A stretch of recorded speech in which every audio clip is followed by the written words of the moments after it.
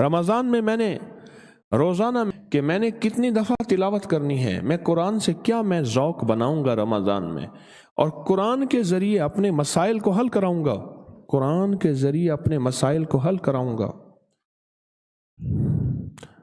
میری مسائل، مشکلات، میری الجھنیں، میری ناکامیاں، جادو جنات، اثرات، بندشیں، قرضے، رشتوں رزق کے مسائل، میں اس کے ذریعے، قرآن کے ذریعے دن میں 2 وقت، دن میں 3 وقت قرآن پڑھوں گا۔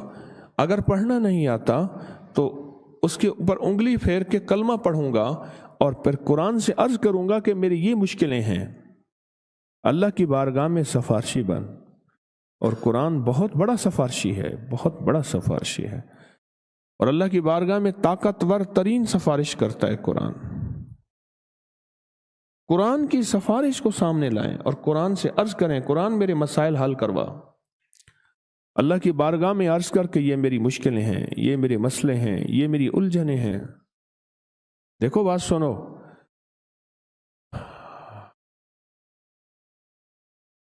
قبر میں سارے کے سارے جتنے بھی زندگی کے مسائل ہیں وہ سمجھ نہیں آئیں گے۔ قبر میں تو اللہ، اس کے حبیب، نماز اور قرآن کا پوچھا جائے گا، اور اس میزان میں بھی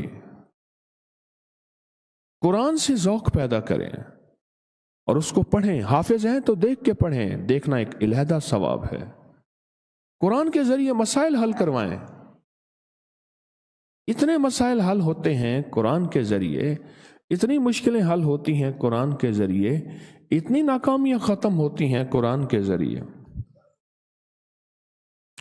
اور قرآن کو کاغذ کے قرآن پہ پڑھیں، موبائل کے قرآن پہ نہ پڑھیں۔ آپ سوچ نہیں سکتے، قرآن اللہ کی بارگاہ میں جا کے ایسے سفارش کرتا ہے، اللہ قرآن کی سفارش نہیں ٹالتا۔ اور عجب بات ہے، قرآن کے ساتھ فرشتے ہوتے ہیں، اور فرشتے بھی اس سفارش پہ آمین بھی کہتے ہیں، اور فرشتے اس سفارش کو اللہ کی بارگاہ میں پیش بھی کرتے ہیں۔